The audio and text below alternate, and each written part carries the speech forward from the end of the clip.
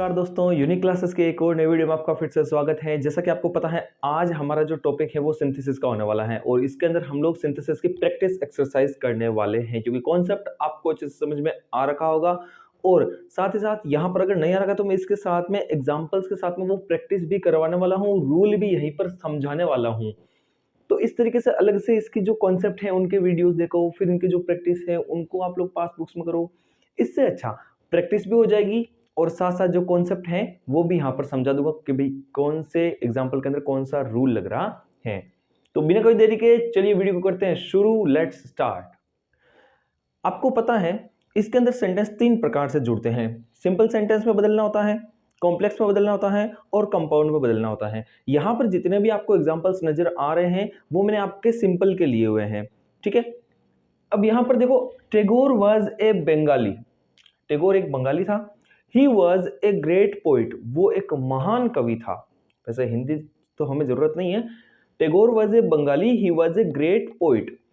अब यहां पर आपके जो सिंपल सेंटेंस है उनके अंदर एक रूल आता है कि जो सेंटेंस है उनको आप लोग एडजेक्टिव से जोड़ते हो। मतलब सेकंड सेंटेंस के अंदर एक ऐसा एडजेक्टिव वर्ड होता है जो पहले सेंटेंस के जो सब्जेक्ट होता है उसके बारे में विशेषता बता रहा होता है। तो वो शब्द कौन सा है पता लगाओ। यहाँ पर टैगोर एक बंगाली आदमी था और वह एक महान कवि था। तो ये इसके अंदर रूल लग रहा है कि भाई अगर सेकंड सेंटेंस में उस आदमी की विशेषता बताई जा रही है तो वो जो शब्द होंगे वो एडजेक्टिव कहलाएंगे। क्या कहलाएंगे? एडजेक्टिव कहलाएंगे, विशेषण कहलाएंगे। भाई संज्ञा सर्वनाम की विशेषता बता रहे हैं। तो ये जो विशेषता बताने वाले शब्द हैं इनको आप लोग ऑब्जेक्ट के आगे रख दो। कहां रख दो? ऑब्जेक्ट के आगे रख दो। आपका सेंटेंस बनकर तैयार हो गया। बस सिंपल सेंटेंस का एक तरीका यही है। अब पता कैसे चलेगा? तो इसकी पहचान आपको है ना, जो वाक्य में जो विशेषता बताने वाले शब्द हैं उनकी पहचान करके इसी प्रकार से करनी पड़ेगी, ठीक है। तो यहां पर मेरा सेंटेंस क्या बन जाएगा? टैगोर वाज ए, अब वो विशेषता बताने वाला शब्द मैं यहां पर लेकर आऊंगा, वाज ए ग्रेट, एक महान। महान क्या है? महान कवि बंगाली है या फिर महान बंगाली कवि है? महान ग्रेट बंगाली, फिर पीछे आ जाएगा नाउन वर्ड पोइट। इस प्रकार से आपका सेंटेंस है वो जुड़ने वाला है। अब अगला सेंटेंस नंबर 2 का देखेंगे। A boy was weeping bitterly, he was hungry. तो यहां पर सेकंड सेंटेंस के अंदर ऐसा कौन सा वर्ड है जो पहले वाले नाउन वर्ड की विशेषता बता रहा है? तो मुझे पता चल गया, ए बॉय एक लड़का, इस लड़के के लिए क्या आया हुआ है? ही आया हुआ है। अब ही की विशेषता कौन बता रहा है? वो बहुत ज्यादा भूखा था, तो वो हंग्री जो वर्ड है वो उसकी विशेषता बता रहा है। और हमें क्या करना था? जो विशेषता बताने वाले शब्द हैं उनको आप लोग इन नाउन वर्ड्स के आगे जोड़ दो बस। तो हमारा सेंटेंस बन जाएगा, ए हंग्री बॉय, एक भूखा लड़का, हंग्री बॉय वाज वीपिंग, आगे आ जाएगा ये वर्ड। बस आपका सेंटेंस है वो बनकर तैयार हो गया है। अगला यहां पर देखेंगे, he failed, it was unfortunate. वह असफल हो गया, यह दुर्भाग्यशाली था। वह असफल हो गया। अब असफलता से एक बात आपको मैं बताना चाहता हूं कि जीवन में चाहे कोई भी मोड़ आ जाए, आपको असफलताओं से घबराना नहीं है। एक बात बताता हूं, चलो याद आ गई है। आपको चील के बारे में पता है? जो चील की जो उम्र होती है ना वो 70 साल की होती है और उसमें जब वो 40 साल का मतलब हो जाता है, चील एक जो बड़ा सा होता है वो जब वो 40 साल का हो जाता है उस समय उसके जो नाखून होते हैं वो मतलब इतने बड़े बड़े हो जाते हैं, सामने से ऐसे मुड़ जाते हैं। और उसके जो चोंच होती है वो भी आपने देखा होगा तस्वीरों में, वो सामने से इस प्रकार से मुड़ जाती है। और उसके जो पंख हैं वो जरूरत से ज्यादा भारी हो जाते हैं। तो एक 40 साल की उम्र के बाद में उसका मतलब जीवन जीना असफल सा होने लग जाता है, क्योंकि चोंच इस प्रकार होने की वजह से वो ना तो शिकार कर पाता है और वो जो पंजे हैं उनकी वजह से ना तो वो शिकार को पकड़ पाता है, क्योंकि पूरे इस तरीके से मुड़ जाते हैं तो वो शिकार करने में असमर्थ हो जाता है और उन भारी पंखों की वजह से वो ना तो उड़ पाता है। तो ऐसी कंडीशन में वो करता क्या है? वो उस हालत के अंदर अपने एरिया की जो सबसे ऊंची चोटी है उसको ढूंढ लेता है और अपनी चोंच को, जो चट्टान होती है उसके ऊपर मार मार कर उसको खुद की अपनी चोंच को तोड़ लेता है। हालांकि उसे पीड़ा तो जरूर होती होगी उसके अंदर। जो नाखून है उनको वहां पर घसीटने की वजह से नाखून भी टूट जाते हैं और अंत में जो नई चोंच आती है उससे वो अपने पंखों को निकाल लेता है। जो उसके भारी पंख होते हैं उन भारी पंखों को वो अपने शरीर में से निकाल लेता है। क्यों निकालता है? क्योंकि वो वजन हल्का करता है। देखो, परीक्षा तो देनी ही पड़ेगी, जो आहुति है वो तो देनी ही पड़ेगी आपको। अगर आप ये काम जल्दी कर लेते हो, अगर सक्षम बनना जल्दी सीख जाते हो, तो आपका आगे का जीवन है वो जरूर आसान हो जाएगा। तो अगर वही चील उस 40 साल की उम्र के अंदर अगर हार मान लेता तो उसको जरूर मरना पड़ता। वही चील अपनी चोंच से, अपने पंजों से अपने पंखों को निकाल निकाल कर है वो अपने वजन को हल्का कर लेती है। तो सोचो कितनी पीड़ा होती होगी उसे, कितना दर्द होता होगा उसे, लेकिन वो ये करती है। क्यों? क्योंकि इस आहुति की वजह से उसकी 30 साल की उम्र और ज़्यादा बढ़ जाती है, उसे एक नई जिंदगी मिल जाती है उन 6 महीनों के अंदर। तो आहुति तो देनी ही पड़ेगी। अगर आप जल्दी सीख जाते हो तो जीवन जीना है वो जल्दी आसान हो जाएगा। तो इस बात को ध्यान में रखना कि बलिदान या फिर जो स्ट्रगल है वो तो करनी ही पड़ेगी। अगर आप लाइफ के अंदर स्ट्रगल करना जल्दी सीख जाते हो तो आगे का जीवन है वो सक्सेसफुल जल्दी हो जाएगा।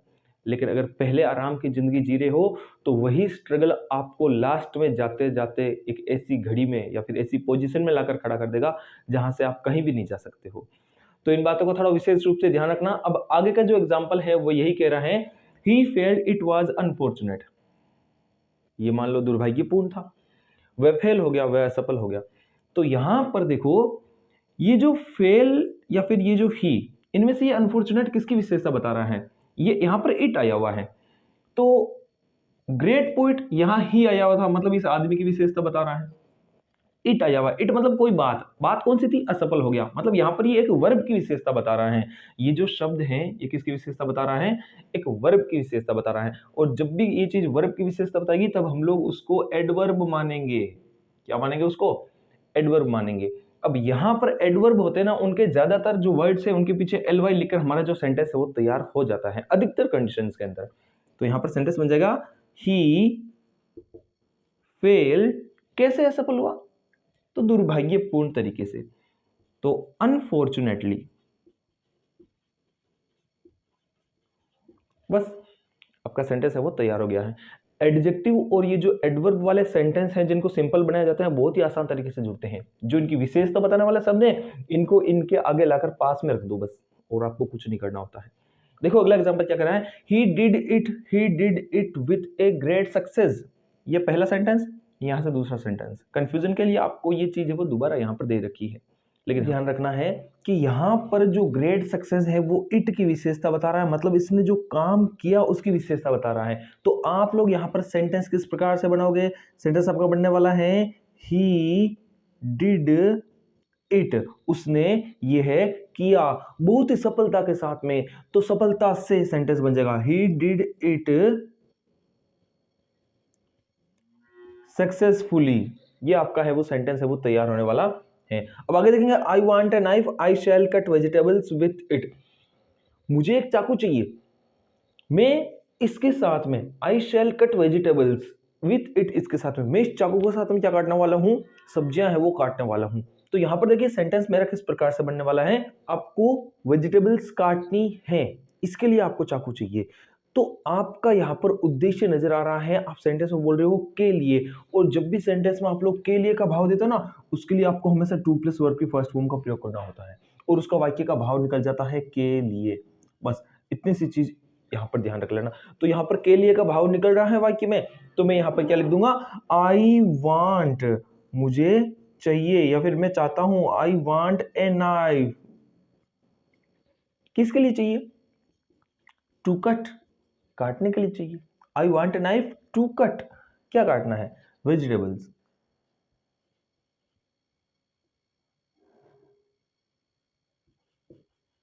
आपका सेंटेंस है वो बनकर तैयार हो गया है। I want a knife to cut vegetables, मुझे एक चाकू चाहिए, ये जो क्या हाँ हाँ, सब्जियां हैं इनको काटने के लिए। अब अगला सेंटेंस देखेंगे, he is very old he can not walk. वह इतना बूढ़ा है कि वो नहीं चल सकता है। तो आपको ये चीज मैंने बताई थी, जब कोई चीज बहुत ज्यादा पुरानी हो तो हम लोग सेंटेंस को ऐसे बोल सकते हैं, जैसे कि आदमी बहुत ज्यादा बूढ़ा है, वह नहीं चल सकता है। तो इस सेंटेंस को ऐसे भी बोला जा सकता है कि आदमी चलने के लिए बहुत ज्यादा बूढ़ा है। चलने का जो काम है, उस काम को करने के लिए आदमी बहुत ज्यादा बूढ़ा है। तो हमारा सेंटेंस बन जाएगा, ही इज, बहुत ज्यादा, वेरी है उसको टू में बदलना होगा आपको, ही इज टू ओल्ड। किस काम के लिए बूढ़ा है? तो पता चला कि भाई चलने के लिए बूढ़ा है। चलने के लिए टू प्लस वर्ब की फर्स्ट फॉर्म, वॉक यानी चलना, तो ही इज टू ओल्ड, ये सेंटेंस बन गया। इसमें से किसके लिए बूढ़ा है? चलने के लिए। तो he is too old to walk. बस इतनी तरीके से आपका आसानी से सेंटेंस बनते हैं। सबसे पहले बता दिया एडजेक्टिव से सेंटेंस किस प्रकार से जुड़ते हैं। जब किसी संज्ञा शब्द की विशेषता बताई जाए, उन शब्दों को उनके आगे लिख देंगे। दूसरे में मैंने बताया एडवर्ब्स से सेंटेंस किस प्रकार से जोड़ते हैं, जब आपको यहां पर वर्ब्स की विशेषता बता दी जाएगी। और तीसरे में मैंने बता दिया कि सेकंड सेंटेंस में भी वर्ब आएगी और जिनका भाव होगा के लिए। अगर आप हिंदी में के लिए वाक्य से जोड़ सकते हो, तो इंग्लिश में आप लोग वहां पर टू प्लस वर्ब की फर्स्ट फॉर्म लिखकर सेंटेंस को जोड़ दो। अब जल्दी से हम लोग थोड़ी आगे की भी प्रैक्टिस कर लेते हैं। अगले एग्जांपल्स थोड़े अलग टाइप के हैं। यहाँ पर कैसे सेंटेंस बनेगा, she went to the garden she plugged flowers. अब यहाँ पर आपके सेंटेंस बनने वाले हैं पार्टिसिपल्स के माध्यम से। पार्टिसिपल क्या होते हैं, ये यहाँ पर अभी मैं आपको बताने वाला हूं कि जब एक काम हो रहा हो और फिर उसके बाद में कोई दूसरा काम हो रहा हो, तो पहले काम वाले को हम लोग आईएनजी फॉर्म में बदल देंगे और दूसरा काम है उसको वैसा का वैसा ही रखेंगे। तो she went to the garden she plugged flowers. वह बगीचे में गई और उसने क्या तोड़ा? फूल तोड़ा। तो यहां पर सेंटेंस कैसे बनेगा, देखो बोर्ड के ऊपर क्या लिख रहा हूं मैं, going to the garden.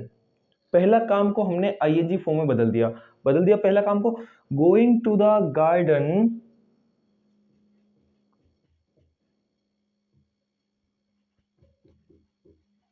She plug flowers. बस यही काम करना है, इतना आसान तरीके से सेंटेंस बन रहा है। वापस समझ लो एक बार क्या किया, एक काम हुआ और इसके बाद में दूसरा काम होना पाया जा रहा है सेंटेंस के अंदर।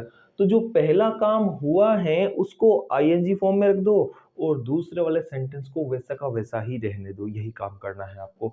बस आपको समझना पड़ेगा सेंटेंस है वो दोनों सेंटेंस का सेंस क्या दे रहा है, कि भाई कौन से तरीके से सेंटेंस बनने वाला है। क्योंकि ऐसा आपको तो लिखा हुआ नहीं रहेगा कि इन्फिनेटिव से बनाओ, पार्टिसिपल से बनाओ, ऐसा तो होगा नहीं। तो सेंटेंस को आपको यहाँ पर अपने आप ही समझना पड़ेगा। I say ball I picked it up. तो पहले काम क्या हुआ, पहले बॉल को देखने का काम हुआ। तो मैं लिख दूंगा seeing a ball I picked it up. बस इतना आसान तरीके से सेंटेंस बन रहा है। द पुअर मैन वर्कड ही लाव्ड दस ही स्पेंट हिज लाइफ। एक आदमी है जिसने अपना जीवन निकाल दिया, आदमी ने अपना जीवन निकाल दिया, खराब कर दिया। कैसे कर दिया? द पुअर मैन वर्कड, उसने काम किया, ही लाफ्ड, वह हंसा। तो सेंटेंस क्या बन जाएगा, एक गरीब आदमी ने काम करते हुए और हंसते हुए अपना जीवन है वो गुजार दिया। तो यहां पर देखो द पुअर मैन, इस सब्जेक्ट को आपको यहां से उठाकर सबसे पहले तो इस ही की जगह लेना पड़ेगा। यहां पर आपको द पुअर मैन लिखना पड़ेगा। तो सेंटेंस में लिखूंगा द पुअर मैन, फिर आगे स्पेंट हिज लाइफ, उसने अपना जीवन गुजार दिया, स्पेंट हिज लाइफ। क्या काम करते हुए? दो काम करते हुए, एक तो वर्कड एक laughed. The poor man spent his life working and laughing. बस सेंटेंस जुड़कर आपका तैयार हो गया है। अब अगला देखेंगे, Arun search for his bike it was lost. ये आपके प्रेजेंट पार्टिसिपल के एग्जांपल्स थे। इस प्रकार से बन रहे हैं। और मैंने बोला था कि पार्टिसिपल होते हैं आपके 3 प्रकार के, तो एक प्रकार देख लिया, आप दूसरा प्रकार समझा रहा हूं। दूसरे प्रकार में क्या होता है कि जो पहले वाक्य का जो ऑब्जेक्ट होता है ना, वो दूसरे वाक्य में सब्जेक्ट पाया जाता है। और जो चीज मान लो सेकंड सेंटेंस में जो घटना हो रही है उसके आगे आपको हमेशा वर्ब की थर्ड फॉर्म देखने को मिलेगी, क्योंकि ये चीज पैसिव वॉइस में रहने वाली है। तो यहां पर आपको क्या करना है, जिस प्रकार से आप लोग एडजेक्टिव में एडवर्ब में काम कर रहे थे वही आपको यहां पर करना है। आपको ये जो खोई हुई चीज है इसको उठाकर यहां पर लेकर आ जाना है। Arun search for his, Arun किसकी तलाश कर रहा है, तो अपनी खोई हुई बाइक की तलाश कर रहा है।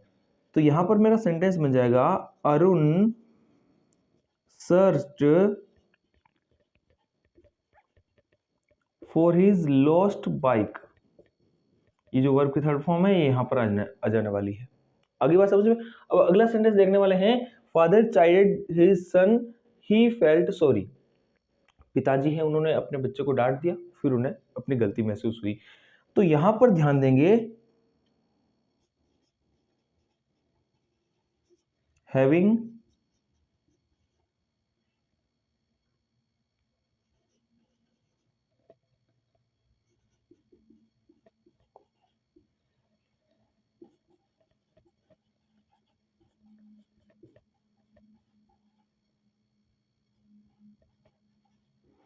ये सेंटेंस कैसे बना, यहां पर पहले प्रकार का पार्टिसिपल बता दिया।